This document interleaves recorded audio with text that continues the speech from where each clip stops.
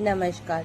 भारत के धार्मिक ग्रंथों में हमें अनेक राजनीतिक, सामाजिक और सांस्कृतिक घटनाओं का वर्णन प्राप्त होता है। इन ग्रंथों में घटनाओं का वर्णन यद्यपि कहीं-कहीं ज़्यादा करके बताया गया है, तथापि हमें इतिहास की बहुमूल्य जानकारी तो जरूर प्रदान होती है। धार्मिक ग्रंथ और साहित्य 3 प्रकार के हैं: ब्राह्मण धर्म के ग्रंथ और साहित्य, बौद्ध ग्रंथ और जैन ग्रंथ। तो आज हम सबसे पहले वेद ब्राह्मण धर्म के ग्रंथ और साहित्य की बात करते हैं। आप जानते हैं 4 वेद, ऋग्वेद, सामवेद, यजुर्वेद और अथर्ववेद, ये विश्व के प्राचीनतम ग्रंथ माने जाते हैं। इन वेदों की रचना का क्रम दीर्घ काल तक चलता रहा। इनमें पूर्व वैदिक काल और उत्तर वैदिक काल के आर्यों के राजनीतिक प्रसार, अनार्यों से युद्ध और आर्यों के राजवंशों का वर्णन प्राप्त होता है।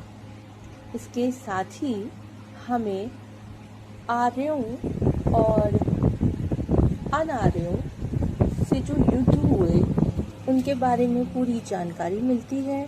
सामाजिक, धार्मिक और आध्यात्मिक तथा दार्शनिक जीवन का ज्ञान भी हमें वेदों से ही प्राप्त होता है। प्रत्येक वेद की व्याख्या विभिन्न ब्राह्मण नामक ग्रंथों में की गई है। सूत्र साहित्य।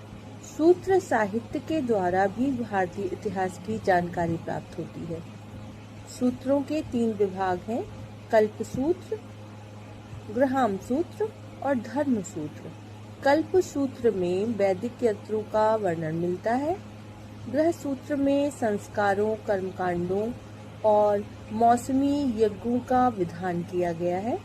इसके द्वारा सामाजिक और धार्मिक जीवन के विषय में काफी जानकारी प्राप्त होती है। धर्म सूत्रों में सामाजिक, राजनीतिक और वैधानिक व्यवस्था का सुंदर वर्णन है। वेदांग। आर्यों के वेदांग नामक ग्रंथ में उस युग की शिक्षा प्रणाली पर प्रकाश डालते हैं। इनकी संख्या 6 है। ये है शिक्षा, कल्प, व्याकरण, नृत्य, छंद और ज्योतिष। उपनिषद।